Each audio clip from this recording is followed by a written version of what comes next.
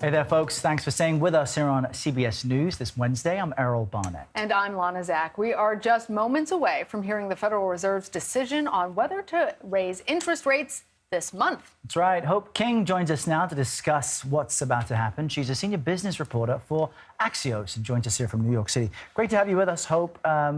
What is the Fed expected to do? I understand, 25 basis points hike. Right. Seems to be the general trend, but what are your expectations?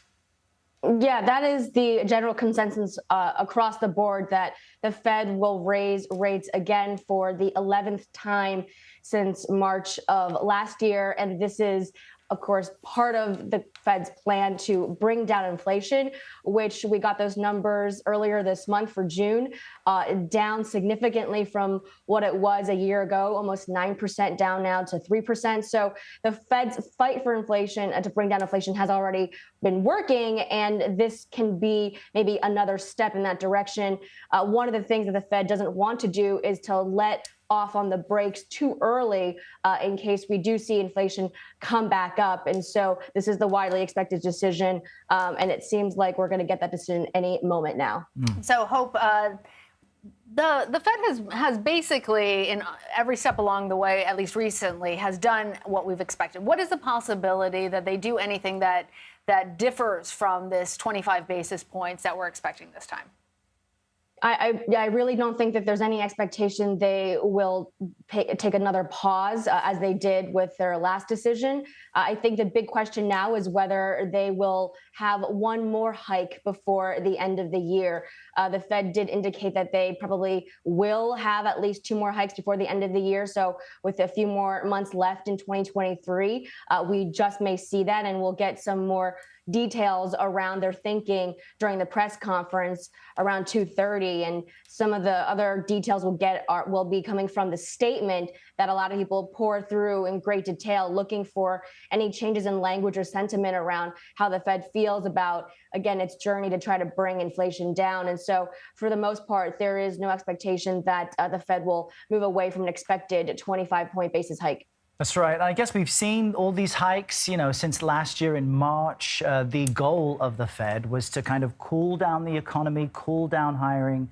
Got some news? It does look like the Federal Reserve has, in fact, raised the interest rate for the 11th time. 0.25? Yep, exactly as predicted, Errol. So, Hope, there you go. That's the news as we were expecting. How successful is the Fed being in accomplishing those goals, slowing down the economy and pulling things together? Yeah, I mean, again, and I'm looking at these numbers as you are too, coming across.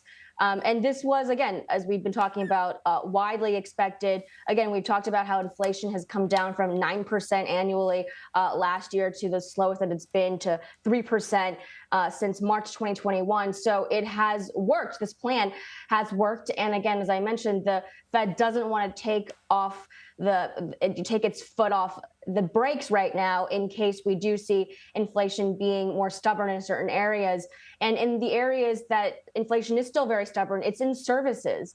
So again, if you think about the way that the pandemic impacted the economy, we first were sheltered at home. So you saw, tech companies seeing great gains with online shopping, with streaming. And then as the pandemic subsided, people started to go back outdoors. And then you saw prices go up in services, restaurants, leisure. These are still the areas of the economy where prices are still very hot. And so this is going to be sort of the trickiest area for inflation to come down. That's not really something the Fed can do too much of because, if we look at also the excess savings that consumers built up during the pandemic, they've got motivation to go out and spend, and they want to spend that money. They have the money to spend. And if that's the case, the demand will continue to keep those prices up.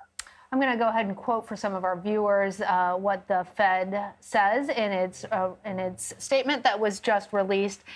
They say that economic activity has been expanding at a moderate pace, that job gains have been robust in recent months, and unemployment rate has remained low while inflation remains elevated. All things that Errol and I have been reporting on over the last several weeks, and that the U.S. banking system is sound and resilient, that the committee remains highly attentive to inflation risks. So Hope, given that they have done what we expected, increased interest rates by that small amount after doing the pause last month, how is all this going to affect folks at home?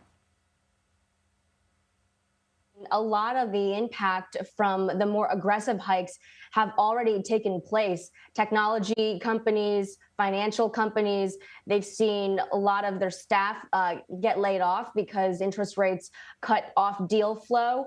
Banks have had to readjust as a result. Tech companies have had to adjust because they beefed up their staff so much during the pandemic. So, while there's not an overall expectation, and I know we'll talk about this a little bit later too, of a broader recession in the U.S., there have been pockets of the economy where there have been rolling recessions. So areas of weakness, and it's taking place, on a kind of, again, rolling basis.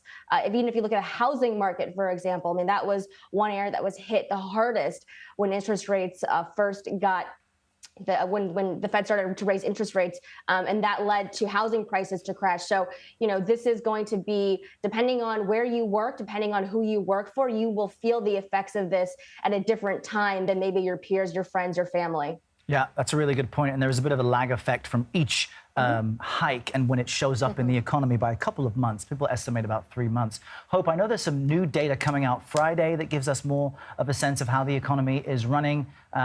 What are you looking out for? Well, to be honest, I'm looking at a lot of the earnings, right? This is earnings season where companies like Coca-Cola reporting earnings.